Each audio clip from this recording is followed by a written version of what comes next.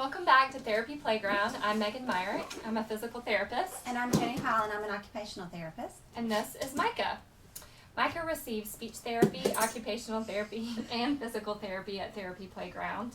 Like most kids, he spends a lot of time here, and we're working really hard to help Micah meet his potential. Our main goal as providers here is to ensure that children are maximizing their ability for independence and maximizing their participation in their function. We meet those goals in different ways. And a lot of times parents ask, what exactly is the difference in physical therapy and occupational therapy? We're here to discuss that today.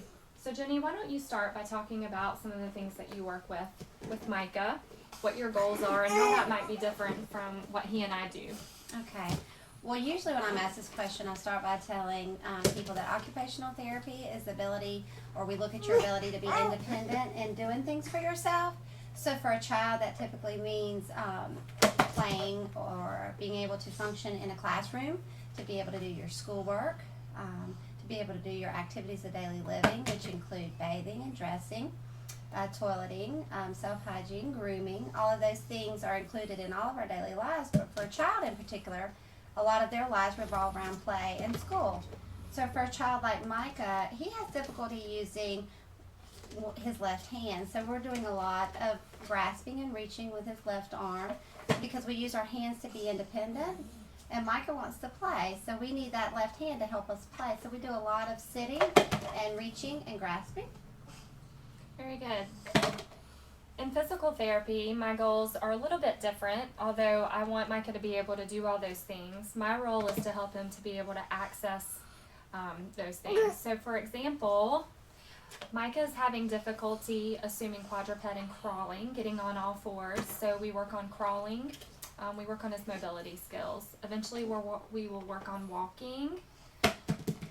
We work on the overall strength in his trunk and his legs so that he can sit up and perform the skills that Jenny talked about.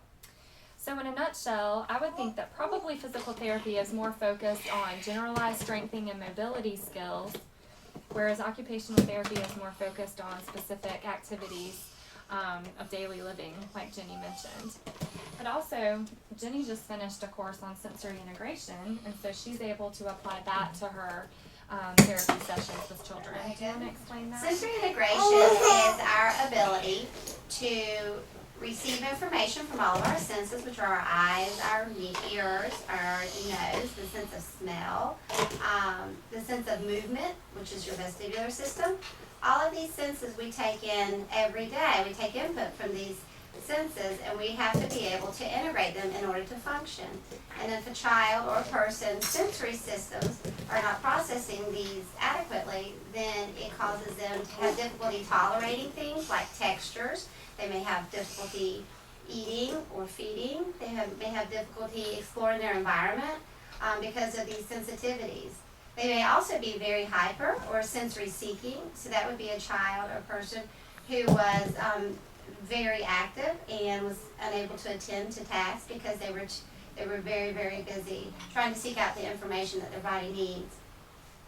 That's great.